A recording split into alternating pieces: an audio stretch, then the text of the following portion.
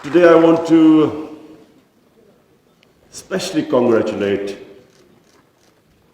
our OIC members because of a landmark resolution passed in the United Nations declaring 15th March as a day to combat Islamophobia.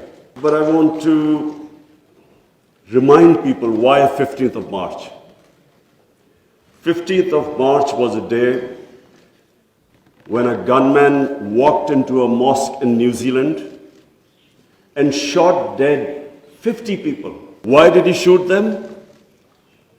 Because he felt that all Muslims were terrorists.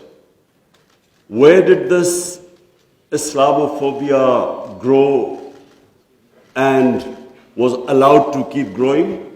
After 9/11. What happened after 9/11?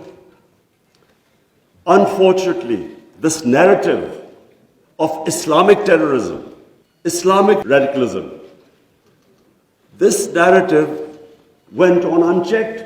I have spent a lot of my life in England, touring all over the world as an international sportsman, and I understand the Western civilization probably much better than most people. I went to university there and then used to spend half my year playing sports in the summer in England. Now I saw this growing. After 9/11, this Islamophobia kept growing. And the reason was, I'm sorry to say, that we, the Muslim countries, did not do anything to check this wrong narrative. How can any religion have anything to do with terrorism? How was Islam equated with terrorism? And once that happens, how is the man in the street in Western countries, how is he supposed to differentiate between a moderate Muslim and a radical Muslim? How can he differentiate? Hence this man walks into a mosque and shoots everyone he could. Unfortunately, what should have been done and wasn't, the heads of Muslim countries should have taken a stand on this. But instead, a lot of our heads of state kept saying things like, well, we are moderate.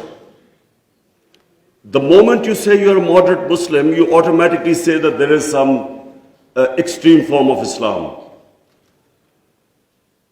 Our head of state at the time, after 9/11, he coined a phrase called enlightened moderation. I understand English better than most. I still don't know what it means. Enlightened moderation was a term to appease those who were relating terrorism to Islam. And unfortunately, as a result, there was this perception that there are different types of Islam. There's some radical Islam, there's some moderate, there's some liberal Islam. There is only one Islam. Islam of a Prophet Muhammad sallallahu alaihi wasallam. There is no other Islam. In human communities, in every human community, you have your moderates, you have your liberals, you have your conservatives, you have your fanatics. Every human community has that. The man who walked into the mosque in New Zealand clearly was not a normal person. So, but why no other human community was branded with their religion? 1.5 billion people branded by these terms. There always should be self-criticism because that's how you improve. Unless you analyze your mistakes, you can't improve yourself.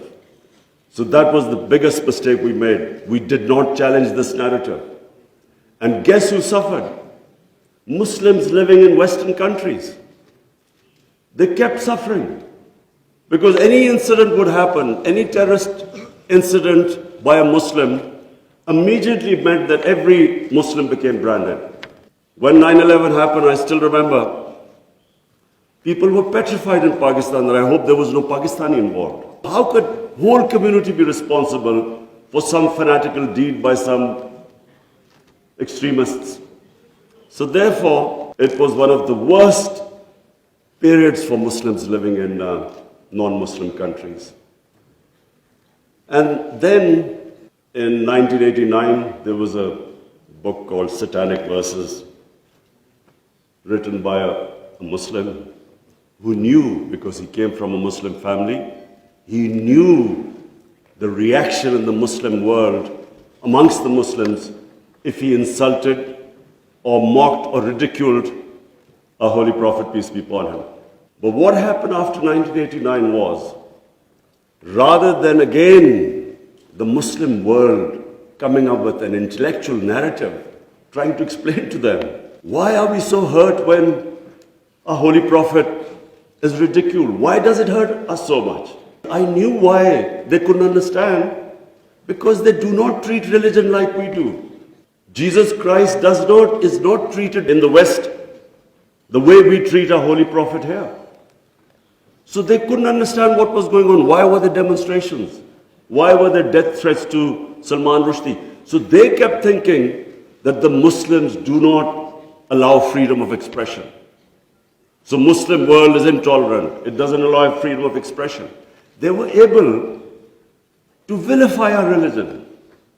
And yet there was no coherent response from the Muslim world. And therefore, we kept into the cycle. Every few years, there would be some cartoons, insulting cartoons against our Prophet. Every few years, there would be something insulting him.